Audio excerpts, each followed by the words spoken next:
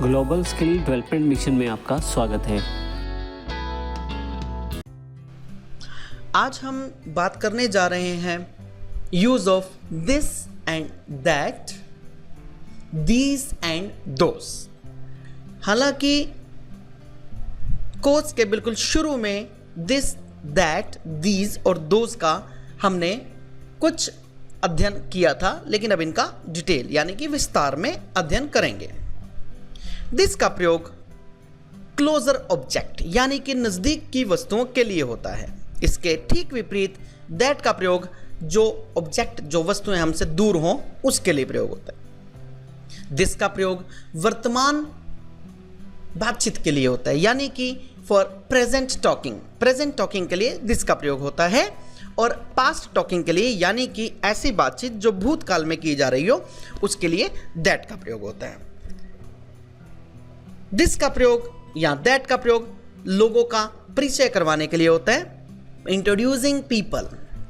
Telephonic conversation में भी इसका प्रयोग होता है, और टॉकिंग अबाउट आइडियाज यानी कि किसी भी आइडिया के बारे में बात करते टाइम, किसी भी विचार के बारे में जब हम कोई बातचीत करते हैं तो उसके लिए भी हमारे पास इसका प्रयोग होता है। अब इसको उदाहरण की सहायता से समझते हैं। दिस का प्रयोग क्लोजर ऑब्जेक्ट के लिए और दैट का प्रयोग अवे ऑब्जेक्ट के लिए, फार अवे ऑब्जेक्ट के लिए दैट का प्रयोग कैसे होगा। स्कूल गोइंग बॉय हमारा जो कैरेक्टर है वो अपने नजदीक पड़ी एक बॉल को देखकर कहता है दिस इज द बॉल, और वही कैरेक्टर हमारा जब अपने से दूर पड़ी बॉल, जो कि आप तीर के निशान से देख रहे हैं, जो कि उससे दूर पड़ी है इस समय राइट हैंड साइड में देखकर, राइट हैंड साइड से हमारा कैरेक्टर देखकर कहता है कि दैट इज द बॉल, यानी कि वही ऑब्जेक्ट जो नजदीक था उसके लिए हमारे पास यूज हुआ दिस इज द बॉल, वही ऑब्जेक्ट जो हमसे दूर है उसके लिए प्रयोग हुआ दैट इज अ बॉल। इसी प्रकार से वर्तमान की टॉकिंग के लिए दिस और पास्ट की टॉकिंग के लिए दैट। 3 मार्च 2016 को हमारा स्कूल गोइंग बॉय, हमारा कैरेक्टर बोलता है इस पार्टी के बारे में, this is a great party, I hope you are having a good time. अगले दिन यानी कि 4 मार्च 2016 को हमारा वही ऑब्जेक्ट इसी पार्टी के बारे में जब बात करता है तो बोलता है that was a fantastic party last night. Means कि यहां पर पास्ट टॉकिंग की गई, पास्ट के बारे में बात की गई। दिस और दैट का प्रयोग लोगों का परिचय करवाने के लिए। हमारा स्कूल गोइंग बॉय दूसरे कैरेक्टर से परिचय करवाता है। एक कैरेक्टर का नाम राम, हमारे स्कूल गोइंग बॉय इस कैरेक्टर का नाम विजय, और राइट हैंड साइड पर जो कैरेक्टर है उसका नाम सीता।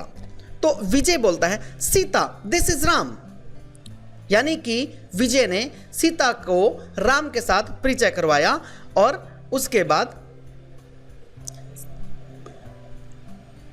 सीता बोली इज दैट राम, अच्छा क्या ये राम है, आई नो हिज सिस्टर, मैं इसकी सिस्टर को यानी इसकी बहन को जानती हूं। टेलीफोनिक कन्वर्सेशन के बारे में बात करने के लिए दिस और दैट का प्रयोग। Hello is that Ravi, no this is Shyam here, I am not Ravi. Ideas के बारे में बात करने के लिए दिस और दैट का प्रयोग। Let's go to the party, what do you think about that, you should join our team, what do you think about this, we learn English every day, what do you think about this। अब हम बात करेंगे these और those की।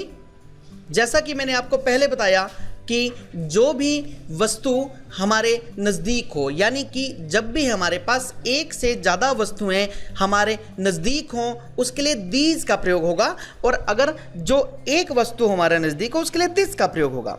ठीक, simply नज़दीक पड़ी एक से ज़्यादा वस्तुओं की बात करने के लिए हम दीज का प्रयोग करेंगे। चित्र में देखिएगा, दीज आर बॉल्स, हमारा वही कैरेक्टर बोलता है दीज आर बॉल्स, और उसके नज़दीक 3 बॉल्स पड़ी हुई हैं। दूर पड़ी वस्तुओं की बात करने के लिए दोज का प्रयोग होता है, जैसे दोज आर बॉल्स। दिस और दैट के लिए दोबारा से तीनों कैरेक्टर राम, विजय और सीता। सीता इज आस्किंग, सीता पूछती है is Ram your friend, is this your mobile, are these your bags. इस प्रकार से हम दीज और दोज का प्रयोग करते हैं।